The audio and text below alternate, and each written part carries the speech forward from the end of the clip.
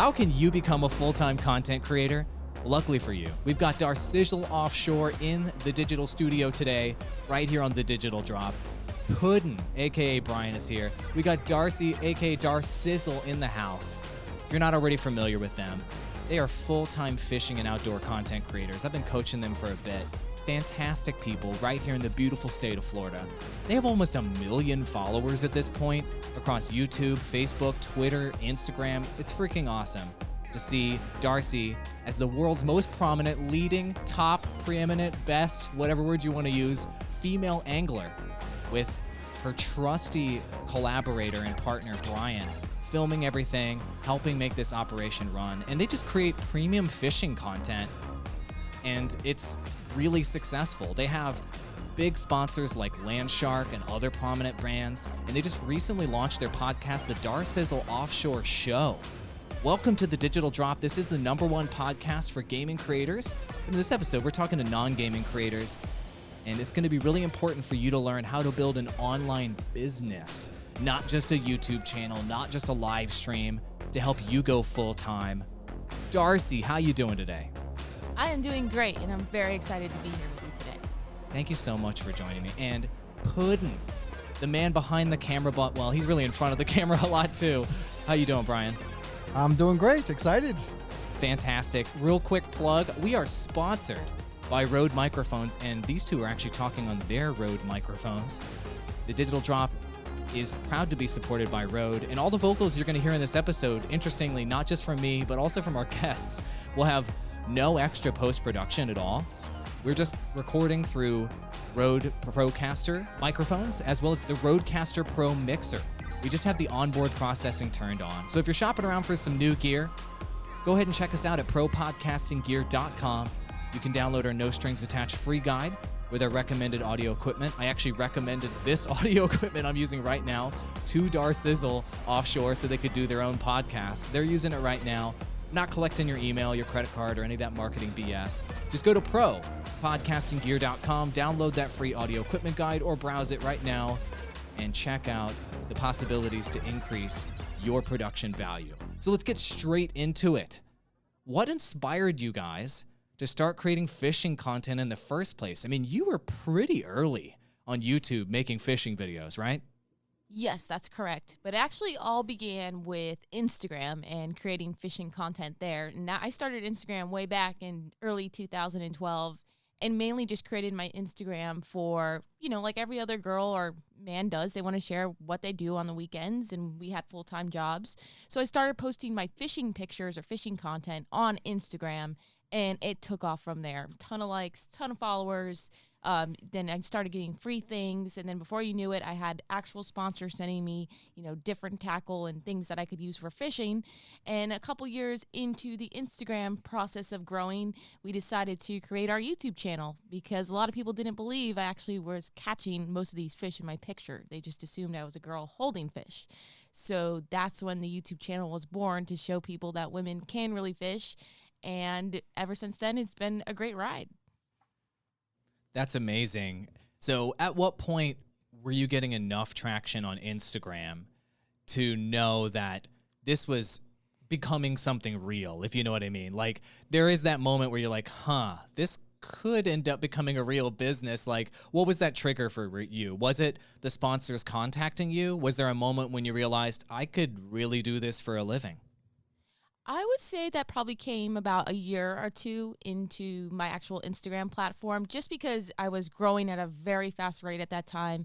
Ton of likes and followers. I mean, it was insane. We also got a little bit of a viral video clip that went semi-viral through different news stations and internet websites, and I grew from that too. Like overnight, I grew 5,000 followers, and before you knew it, I had all these people following me and messaging me to send me free gear. So at that time, I would say it was probably 2 years in, and I was like, this could really work. And at my full-time job in the office, I was super busy working, like at my actual job. And Brian, aka Puddin, he was working too, but he was also handling some of the behind-the-scenes stuff for us too. Shortly after Instagram was created, about a year later, we created a Facebook page. And then shortly after that, it was YouTube. So I actually forgot the Facebook part of it. But once we had Instagram and Facebook up, I would say that was like 2 years in. I was like, wow, this could really work. But I wasn't getting my hopes up yet. Yeah, I would just comment, that when Darcy started posting, when Darcy started posting on Instagram, it was like 2012, and at least in our niche, which is fishing, and I guess in more generally outdoors, I mean, there was nobody doing it. There was like, she was the only girl posting online fishing pictures, so everybody couldn't even believe a girl was fishing. But also, like, nobody was really, no one was doing this online. Like, there wasn't 20 or 40,000 people, thinking they could be influencers in the future or do this or that. It just was not happening. I mean, I guess PewDiePie and other gamers were doing it, but nobody in fishing. It was like totally new.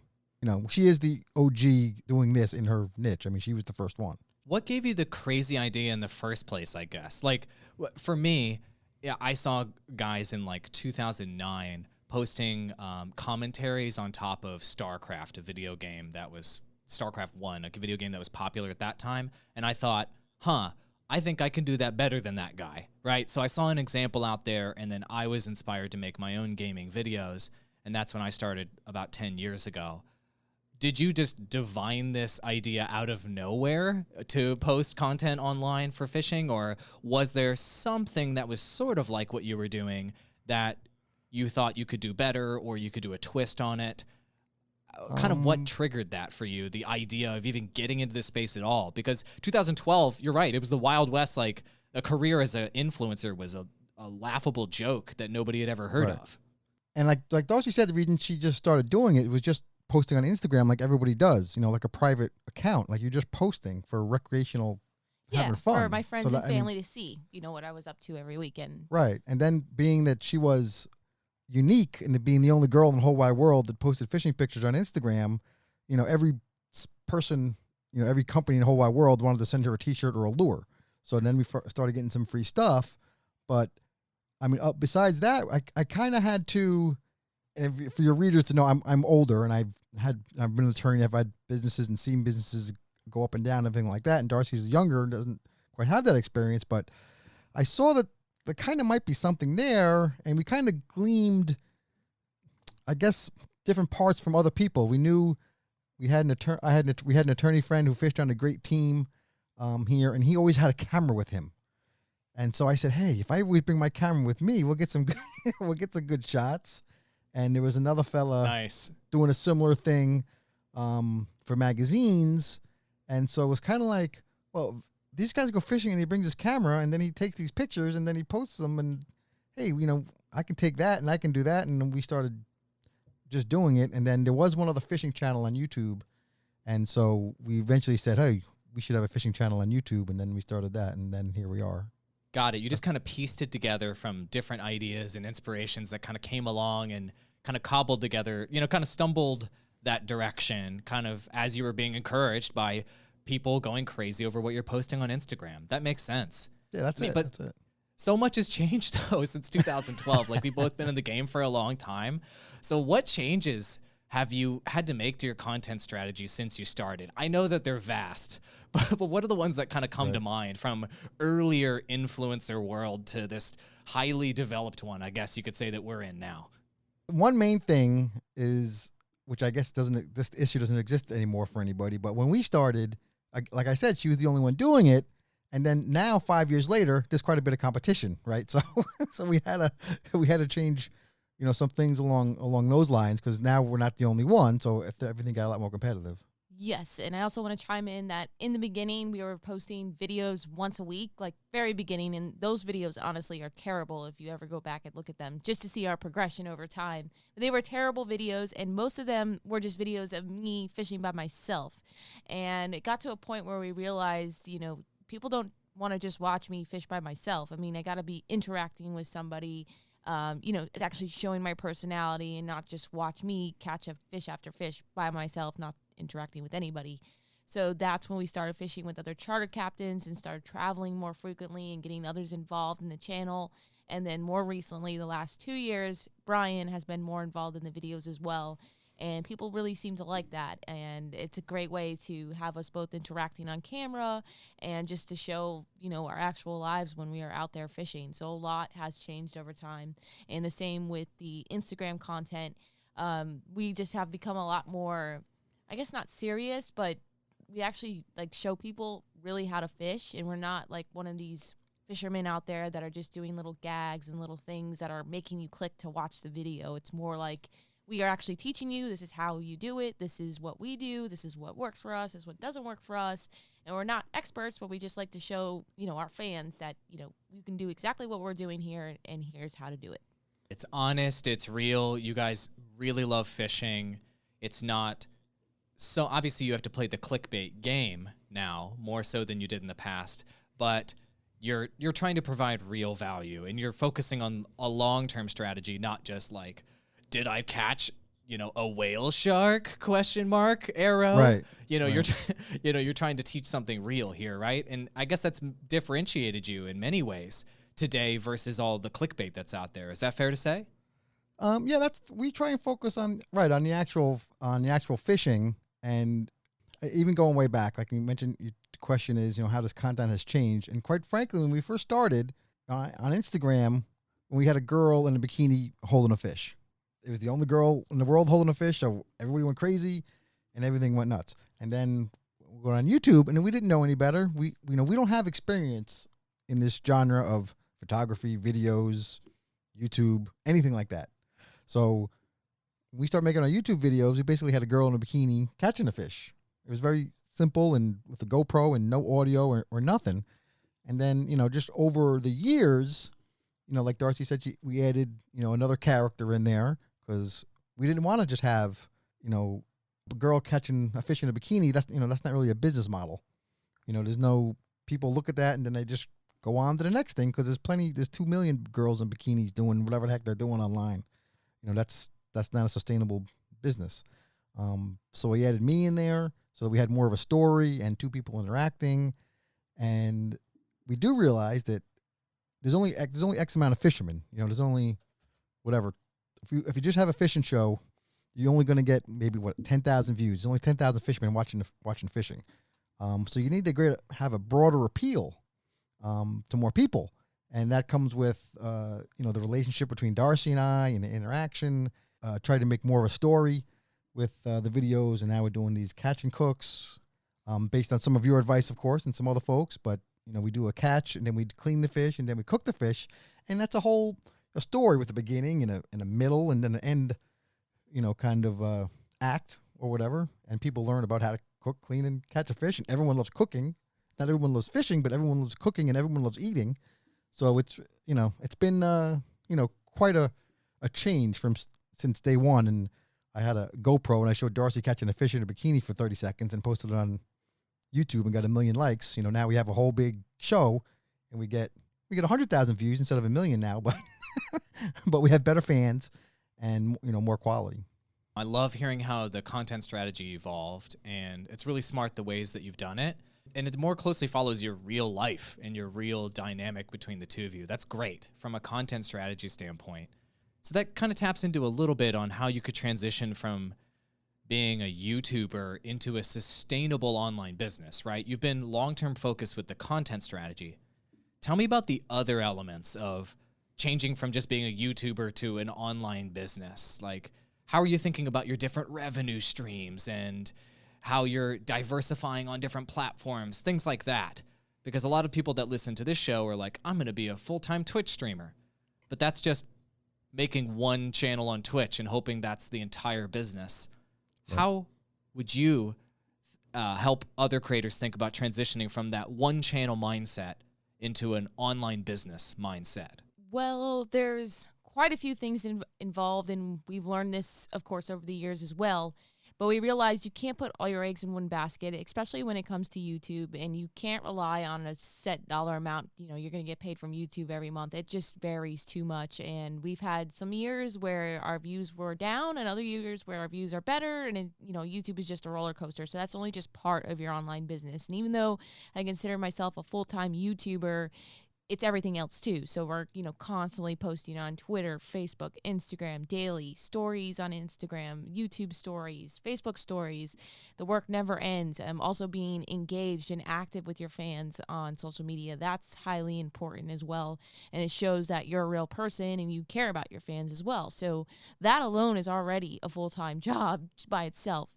And then we got into Patreon. And if you haven't heard of Patreon, that is a crowdfunding website basically where your fans can go there and support you for a certain dollar amount per month or per video creation that you make, whether it's $1 up to $100 or however much they want to give you per month.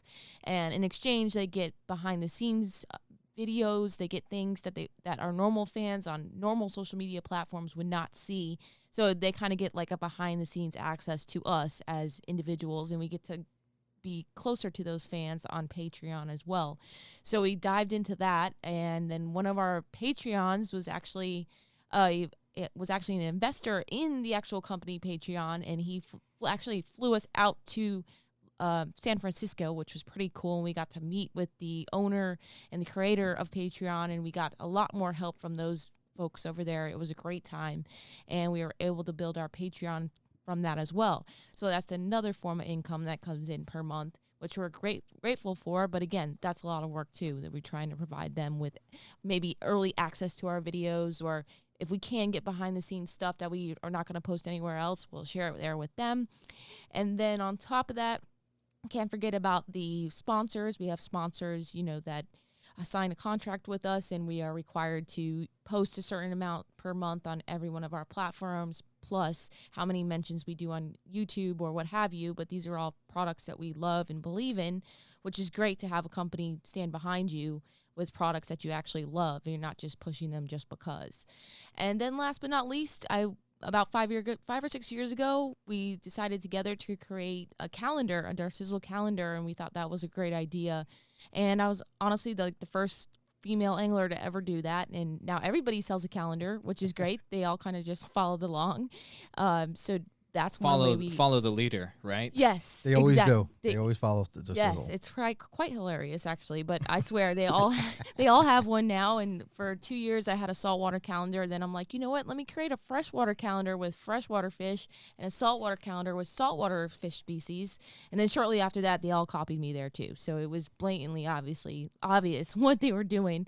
So that's a great way to make extra money, especially during the holidays. And can't forget about, I started actually custom making like paracord bracelets that are like fish hook and anchor bracelets, and I sell those online. I sell autographed 8x10s online, so the revenue just comes in from a multitude of different areas. And like I said, we can't just rely on YouTube, so it's kind of just constantly funneling in, even with Amazon Associates, so directing people to Amazon to purchase products that we believe in, and you get a small credit from there too. So it's all little pieces that come together. I was talking to someone the other day, one of my friends, and I got some fairly successful friends, and telling them, we have an online, a digital marketing business.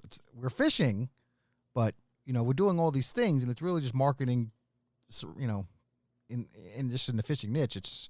And we have so much to learn, and all these new creators out there, just so many little ways, to make money. It's, the learning process. I've been an attorney for 30 years, and the learning process in this is, just is really part of the fascinating part for me. But what the point I was going to say is that one thing that I don't see a lot of other creators doing is really not just focusing on YouTube, but also working the other major social media platforms, whatever ones that they're really into and they think works for them.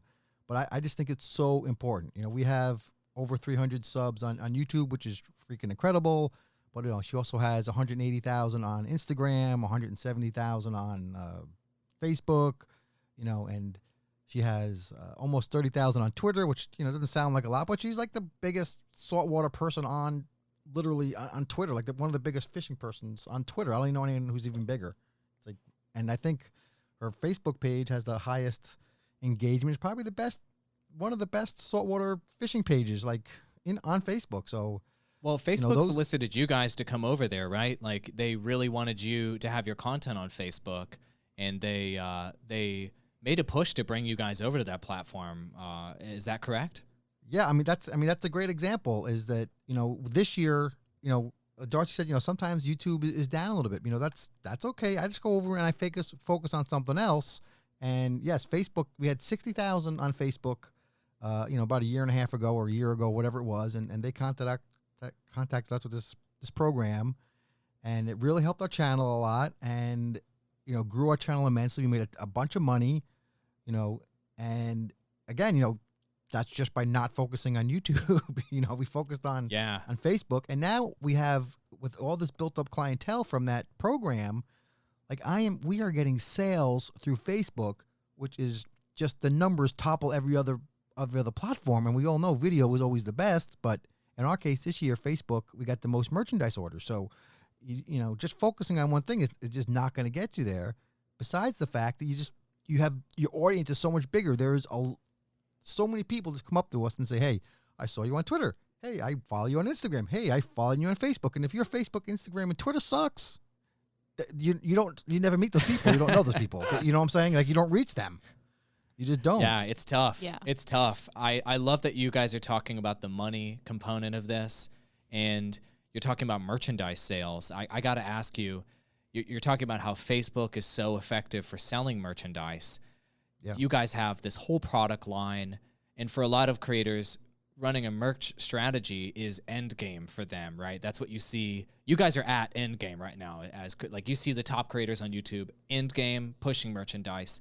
So selling merchandise through Facebook is obviously one of your pieces of advice. I wanted to get 3 just great pieces of advice from you on how to roll out a merchandise strategy.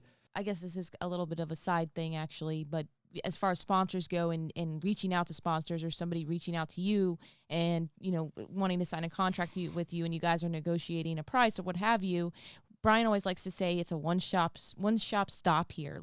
If you think about it, we have the cameras, we have the host, we have the boats, we have everything that you're going to need in order to get your online marketing done for a sponsor or whoever you're collaborating with.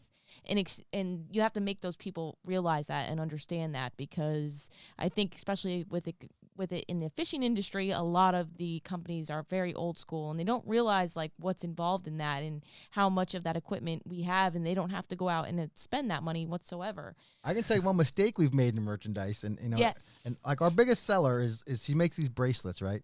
And they're made out of paracord, and the materials are very, very cheap, But then, she sells custom bracelets.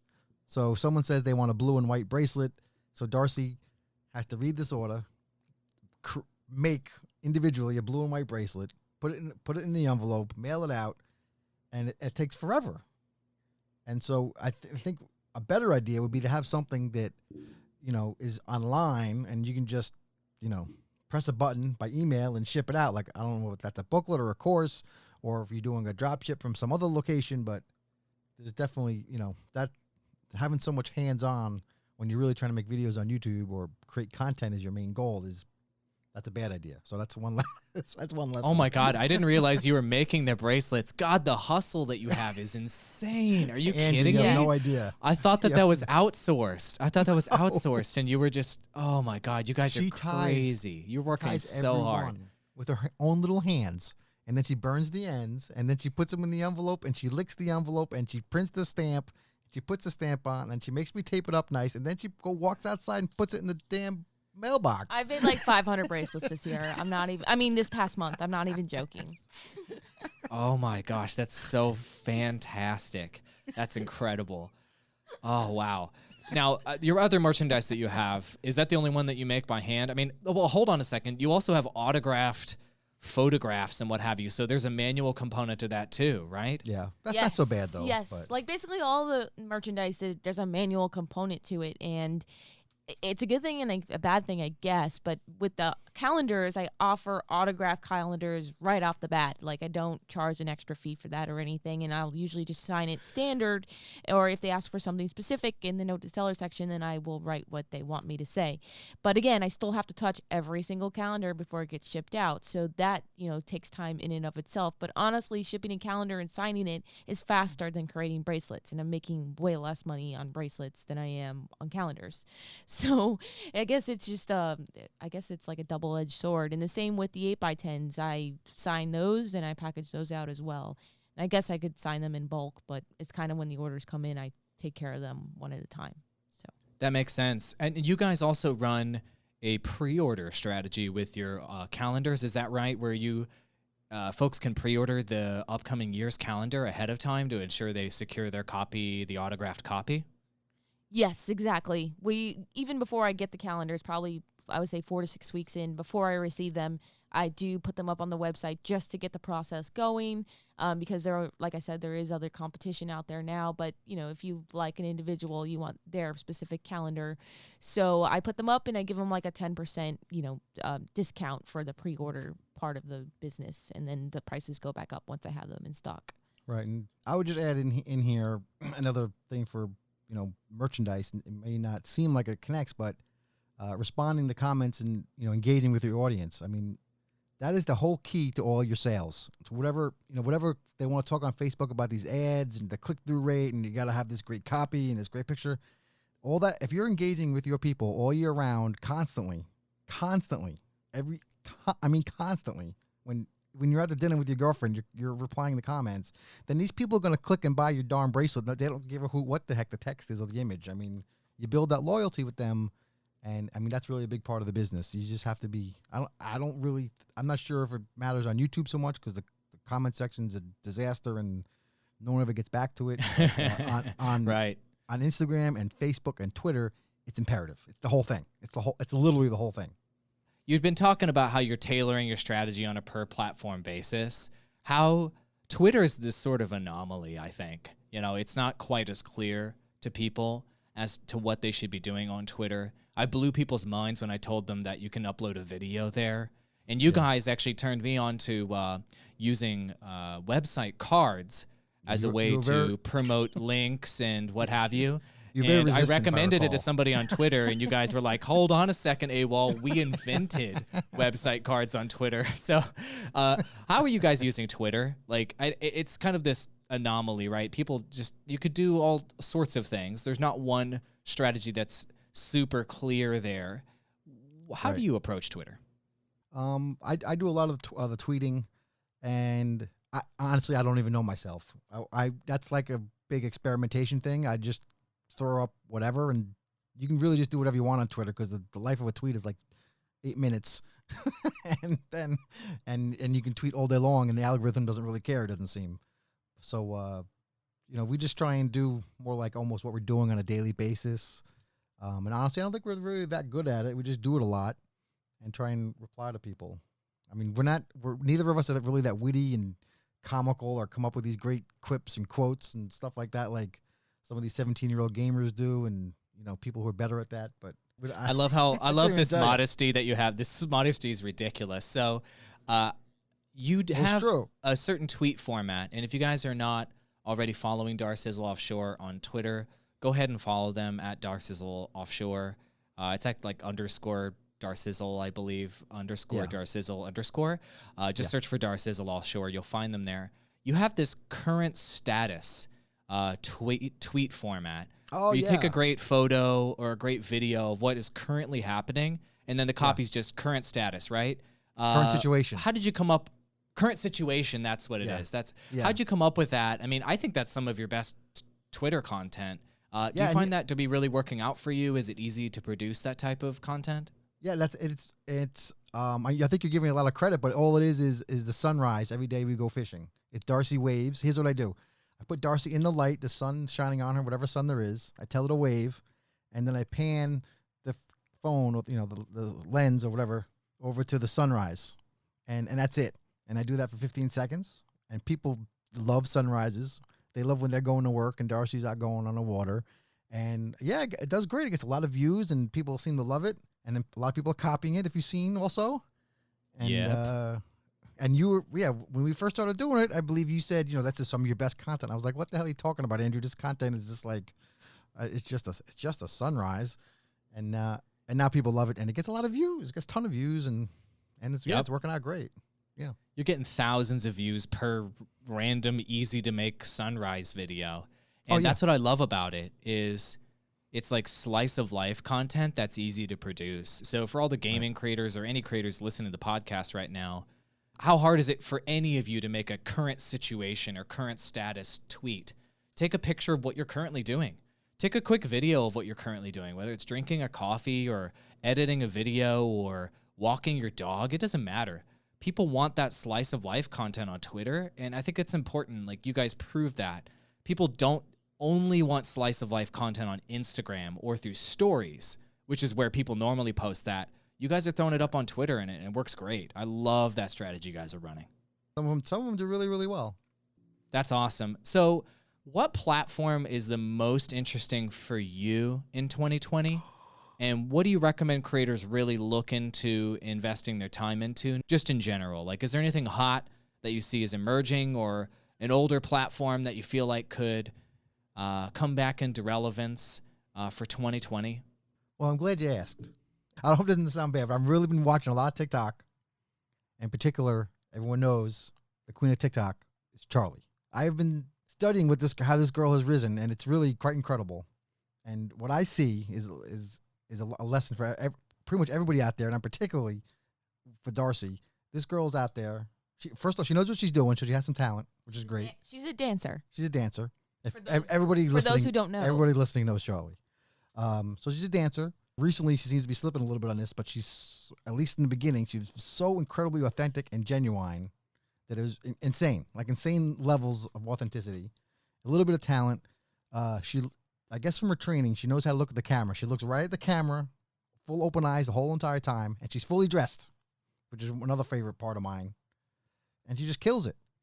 And so, this year, if TikTok's your thing, or whatever your social media platform is, I mean, we are just going to really double down on authenticity and, being our own thing and not copying anybody.